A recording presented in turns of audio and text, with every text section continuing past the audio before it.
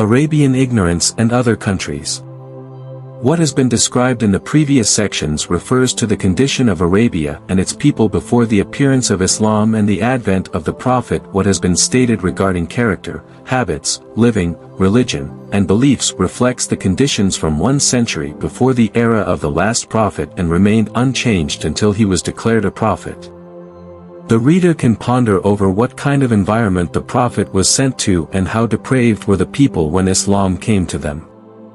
The following pages will give a picture of the magnificent revolution brought about by the teachings of the Prophet and the impact of Islam as a force.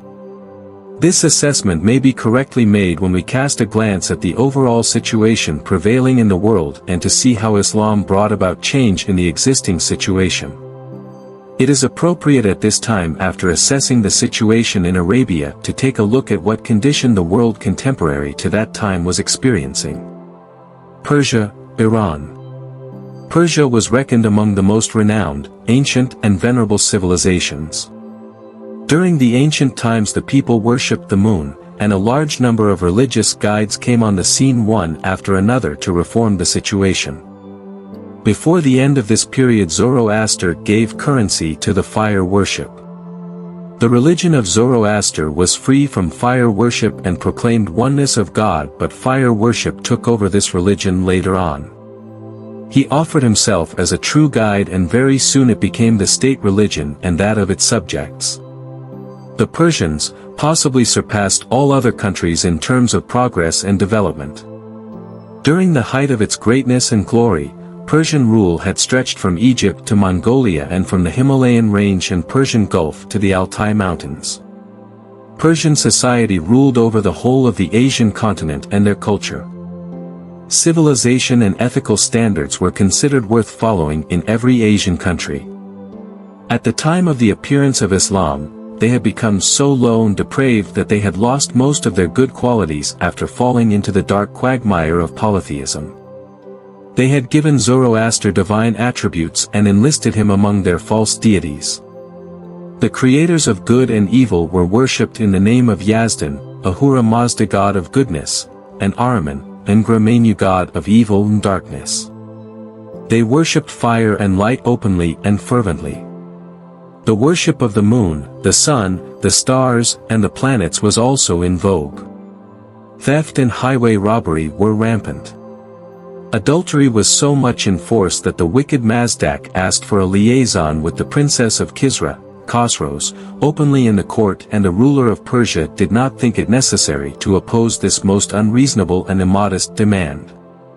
Mutual dissension and bestiality, malice and enmity, cheating and deceit, treating the weak by the strong more disgracefully than even the animals were some of the defects that had sent Persia to the lowest level of depravity and degradation. Persia was bereft of all ethical and human qualities, and the country that was once the center of culture and civilization was groping in the dark. Not only that worship of stars, fire and heroes was their custom, the kings, ministers, commanders and nobles also made the people worship them. The Persian subject rose to freedom from this torment and the darkness was dispelled only when the Muslims marched into the Persian territories and brought it under their control. Greece and Rome. Another great power and rival of Persia was the Roman Empire. Greek and Roman civilizations were also very ancient and magnificent, and their arts and sciences and grandeur and glory had been universally known. No country of the world could surpass Greece in the spheres of medicine, mathematics, astronomy, logic, and philosophy. This country had produced Socrates, Hippocrates, Luckman, Plato, and Aristotle. It was in this country that a conqueror and king like Alexander was born. The Roman Caesar, whose capital was Constantinople, was not only an emperor but considered also a religious guide. But, despite all these material and scientific developments, both Greece and Rome had, during the 6th and 7th centuries, become steeped in such degradation and depravity that the darkness prevailing in Persia was in no way deeper than in Greece and Rome. As every indebted person in Persia would sell himself like a slave, Greece too had several kinds of slaves. One kind of slave could not be sold outside Greece, but all other kinds of slaves were sold in foreign lands like horses, oxen, camels, and goats. Any master had the right to kill his slave as anybody has the right to slaughter his animal. Parents would sell their children and make them slave of others. In Greece and Rome, slaves had no right to marry and there was no legal relation between the slaves and their children. Depravity of the Christians.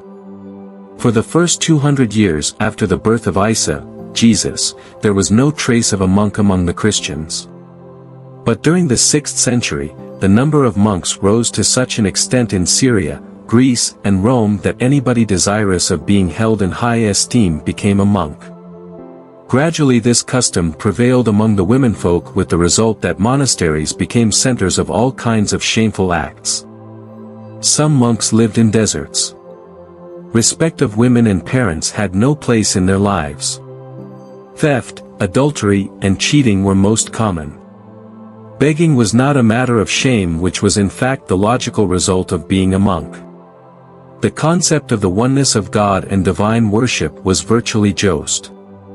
Certificates of deliverance could be had from the monks and religious guides by pleasing them through services. The rich considered it their legal right to have the poor serve them. Kings and commanders treated their subjects like animals and took control of the efforts of their labor and left them very little to live on. Egypt. To assess the ancient position of Egypt and its social greatness, the mammoth construction of the Sphinx, the Egyptian pyramids and objects and articles recovered from the many excavations in recent times have a lot to tell about the glory and grandeur of ancient Egyptian society. Since Egypt is an agricultural country, it became the target of successive foreign attacks when it had grown weak. Persians, Greeks and Romans invaded it time and again and kept it under their control for long periods. It is a matter of conjecture that the society and civilization of the invaders favorably influenced the Egyptians. Christianity was followed by a large section of the Egyptians during the reign of Romans. But, before the advent of Islam in Egypt, it was a country immersed in darkness and depravity. Christianity in Egypt was in no better position than pure idolatry. All the defects that had been part of Egyptian idolatry could be found among the Christians. The Romans and the Greeks, who were known as ruling nations, treated their subjects more disgracefully than even their animals. The defects found among the Greeks and the Romans took their worst forms among the Egyptians. Slavery was rife in the most wretched form. Alluring principles and rules were instituted for committing adultery and pillage. Human killings served as a source of entertainment. Women were encouraged to commit suicide. In short, the darkness prevailing in Egypt was not less than that of anywhere else. Egypt was replete with all the forms of degradation that could be thought of. India. Great Maharajas like Asoka, Chandragupta and Vikramadjit had already passed away. Indians were particularly proud of their astronomy, mathematics and philosophy. They also retained the tales of founders of religions like Krishan, Ramchandra and Gautama, and the epics of Mahabharata and Ramayana. But the era we are referring to here is one when Buddhism was declining and making a way for Brahmanism. No province of the country had a magnificent leader. Idolatry was rampant in the entire country. Idol worship was considered as the only means of deliverance both in Buddhism and Brahmanism. In most cases, idols of Brahmins and Buddhas were kept side by side in the same temple and were worshipped with great fervor. A Chinese traveler writes that no household was free from idols. The immodest and impure ways of Barn Marga had achieved popularity all over the country. They had also instituted, like the Egyptians, rules and principles for committing adultery, which were essentially made a part of their religious rites. The Rajas of Sindh set the example of marrying their own sisters. When Rajas and rulers had reduced themselves to such human degradation, it is not surprising that their subjects followed them in meanness of character.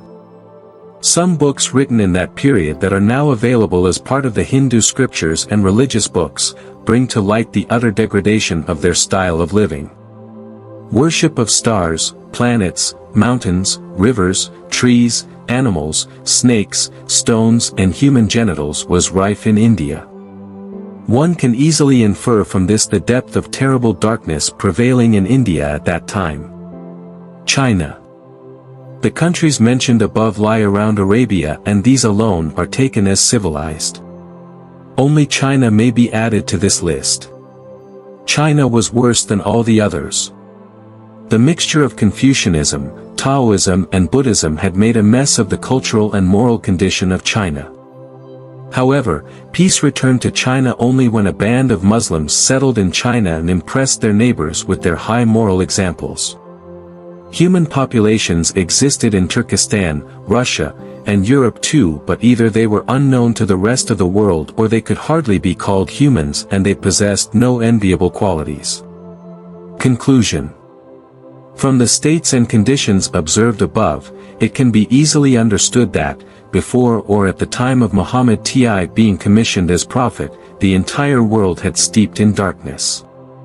A state of ignorance had overtaken the entire inhabited part of the earth in a manner that not even a twinkling light of hope and guidance was visible.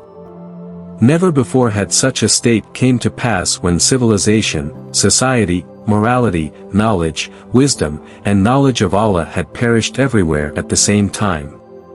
The whole inhabited earth had been sent the guidance of Allah the Almighty, which kept coming to every country, and the sight of light and darkness continued appearing alternately like days and nights until night spread over the whole world.